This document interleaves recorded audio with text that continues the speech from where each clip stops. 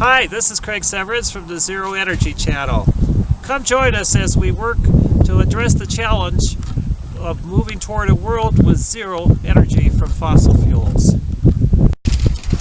Hey, we're here at the work site and we are starting the installation of our windows. We have a variety. We have both new windows with flanges and old recycled windows with no flanges. So slightly different methods here. We're following some YouTube videos on how to install windows. We kind of like the guy that just cuts back the tie back 1.5 inches from the opening rather than making all these flaps, because he's not liking the idea of bringing water from the tie back into the house. And so Mike, my friend and meetup volunteer for tiny houses, is here cutting the window opening first. And then we're going to cut back 1.5 inches from the opening. We're going to cut a flap at the top that's going to come down here at some point here too. We're unwrapping our Alpen hose. It comes with this bladder that equalizes the pressure. That one's inside the screen there. You have to on en route, and then you have to crimp the tube and seal it and tighten it up inside. And we've got the framework for the tie back cut back about 1.5 inches around. So we're going to be applying that seal. So the first piece, according to the videos we've watched, goes flush to the bottom. The top of the tape is flush to the bottom, and you're extending it about 3 inches on either side. And we're going to overlap that with another piece. Okay, the second layer of tape is overlapped about 1 inch onto the first one. Usual typical overlapping principles of the bottom gets overlapped by anything above it. And Mike has cut little tabs here on each corner, and he's going to lay that down into the windowsill here.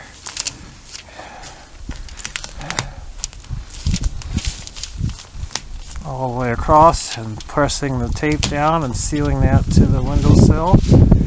We did check prior to beginning installation that even though the tiny house is on wheels and it's in an unlevel location, this particular windowsill is currently level, which is how we want it to be when we start installing each window, and so that we can actually use a level to check the window here, because the sill is level. So now we're going to go inside the windowsill and work with some stuff there before we do the sides. Okay, so the next one, we have taken one piece continuously from about 6 inches up on each side across the bottom, overlapping again. And now to do that corner, you have to snip and fold, which Mike is doing now. And of course, you don't cut anywhere into the corner or you'll be making a nice leak in the corner, and you don't want to do that. One of the videos we saw recommended using these plastic corners. Unfortunately, nobody in this whole town of Colorado Springs, none of the big box lumberyards or hardware stores or even specialty building product stores carry the plastic corners. And you can order them on the internet, but I thought somebody would carry them, and I went shopping for them yesterday and no luck. So we're just doing this the way a lot of the tape manufacturers recommend, without plastic corners, and doing the snipping and folding method.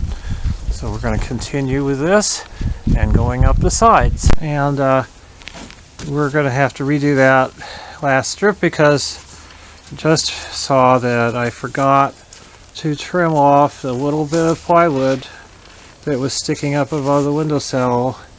If I leave that like that, we have a perfect hump there that will direct all the water inside the house, so we've got to get that trimmed off and start this sill over again. So we've now covered the sill, but not going on to the inside of the window with a tape flashing, and up the sides each 6 inches into the corners. And so we're not going up the sides yet with the flashing, because these that will be over top of the flanges that we do the sides with this.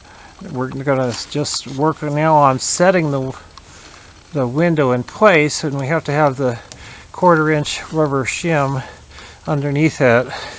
Instead of little blocks here and there, I've received a recommendation from my lumberyard that it's going to be a lot better to have a continuous support for this underneath, and I chose rubber because of the vibration that might be existing on the road, etc.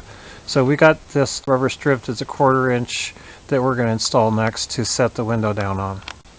Okay, so here's our long rubber strip that we're using as the bottom shim.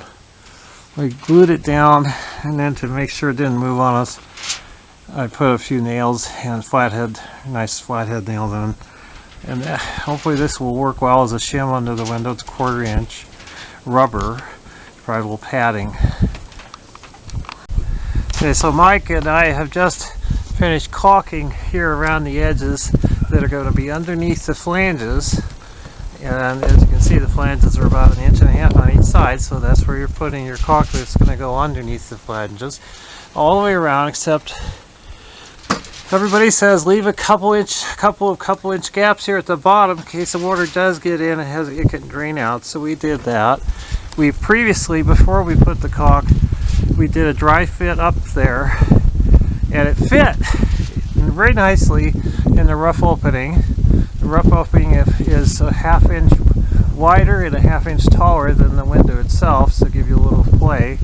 We took up a 1/4 inch as the height by sitting on that 1/4 inch rubber shim, but boy does this fit nicely, and we have the caulk ready, and we're going to put it in now and then get it all leveled up. Okay, so now we have fit it in with the flanges on the caulk underneath, and we used a level on the outside here and made sure it was all level and plumb, and from the inside we made sure it was centered in the window opening, and then we put our screws in to heave it that way. We still have to take the flashing tape up the sides and across the top, which we'll show next. Now these are not Pella windows, but you can get the Pella flashing tape, and that's what we're using. And just you go up the sides, the flanges, making sure you go at least 3 inches above and about down about 3 inches below, and on each side. And you do that before you put the top piece over, and keeping with the principle that whatever is lower has to go on first, so that the top stuff overlaps so the rain can wash down. And that's why the flap of Tyvek is up there waiting, because it's going to be above. Everything is going to have to come down over the top piece of metal flashing tape. So here's the top piece that's, of course, on top of the side pieces, but it's underneath that flap of Tyvek that will need to then be taped down with the Tyvek tape over top of that. And you install some the caulking, like the foam caulk in the can on the inside of the gaps here, and we're basically going to be done with this window installation.